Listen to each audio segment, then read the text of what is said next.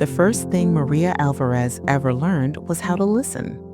Not to fairy tales or lullabies, those were rare in her childhood, but to the rhythm of her mother's sewing machine, the creaking of their tin roof under heavy rain, and the quiet hunger in her siblings' voices.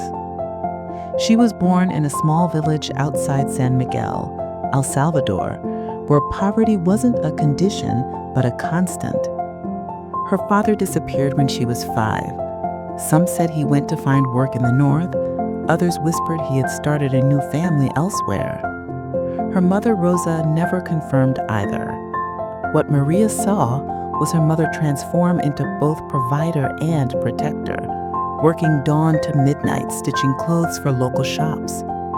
Even so, food was often just tortillas and beans, with meat being a rare luxury. Despite the hardship, Rosa taught her children 2 invaluable lessons: never steal and never stop learning.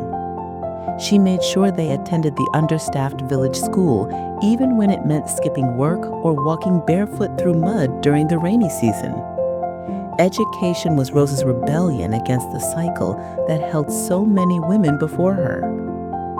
At age 10, Maria witnessed the heartbreak that would define her path. Her youngest brother, Mateo, just 3 years old, caught a fever. The local clinic lacked antibiotics. The nearest hospital was hours away and unreachable without money. He died in Rosa's arms that night. Maria sat beside his small body, her hands shaking, her heart breaking, and made a promise.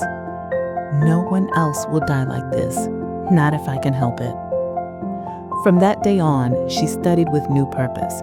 She read every discarded newspaper she found, used charcoal to copy letters on cardboard, and asked her teacher endless questions.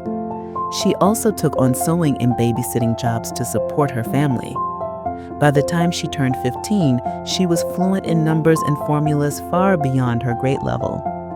Her turning point came when a teacher introduced her to an international NGO offering scholarships to exceptional students from disadvantaged backgrounds. The application process was intense: essays, interviews, recommendation letters, but Maria poured herself into it. Out of thousands of applicants across Central America, only 10 were selected. She was one of them. She left for the United States at 16 with a heart full of fear and hope. Her first plane ride, her first winter coat, her first home with running hot water. She stayed with a host family in Los Angeles and began high school as junior. The cultural shock was overwhelming. She barely spoke English, missed home desperately, and felt invisible in crowded classrooms. But Maria was never one to surrender. She attended ESL classes after school, watched English movies with subtitles, and recorded herself speaking to correct her pronunciation. Every lunch break, she studied alone. Every weekend, she cleaned houses to send money back to her mother. Some nights, she cried into her pillow. Other nights, she stared at the stars and reminded herself Mateo would be proud. Within a year, she was fluent in English. By senior year, she became valedictorian. Her application to UCLA's pre-med program earned her a full scholarship. In college, she volunteered at clinics serving undocumented immigrants, interpreting for patients and advocating for those too scared to speak. She joined study groups, shadowed physicians, and worked part-time as a waitress. Her professors often asked how she managed to keep her grades at the top of the class while juggling so many responsibilities. Maria never had an answer, only the memory of her brother's small face and the echo of her mother's voice, "You must make your life count." After graduating summa cum laude, she was accepted into Stanford School of Medicine. The imposter syndrome never left her completely. Every hallway echoed with voices that sounded more confident, more privileged. But she turned that insecurity into fuel. She published research on healthcare inequality, became a sought-after speaker, and founded Heal Her, a nonprofit dedicated to providing mobile clinics and reproductive education to rural girls across Latin America. Her 12-minute TED Talk, Hope Has No Borders, told the story of Mateo, Rosa, and the millions of children still dying from preventable diseases. It went viral. Donations poured in. Heal Her expanded to 7 countries.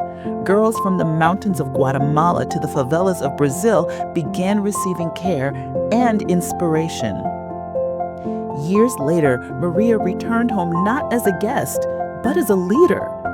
Her team helped rebuild the clinic that once failed her family. It was renamed Mateo's Place and included solar power, modern equipment, and a women-led medical staff. Now mothers could receive prenatal care. Children received vaccinations. Girls learned their worth didn't depend on their husband or their poverty. A local journalist once asked, "What drives you now, after all you've achieved?" Maria smiled, brushing away a tear. "I'm still that girl in the candlelit room, promising to change the world with nothing but paper, hope, and grit." She later received national awards, met presidents and Nobel laureates, and became a UN ambassador for health equity. But her favorite moments were quieter, holding a newborn in her clinic, teaching young girls how to examine themselves, or simply listening to a grandmother share herbal remedies passed down through generations. Today, Maria Alvarez is more than a doctor.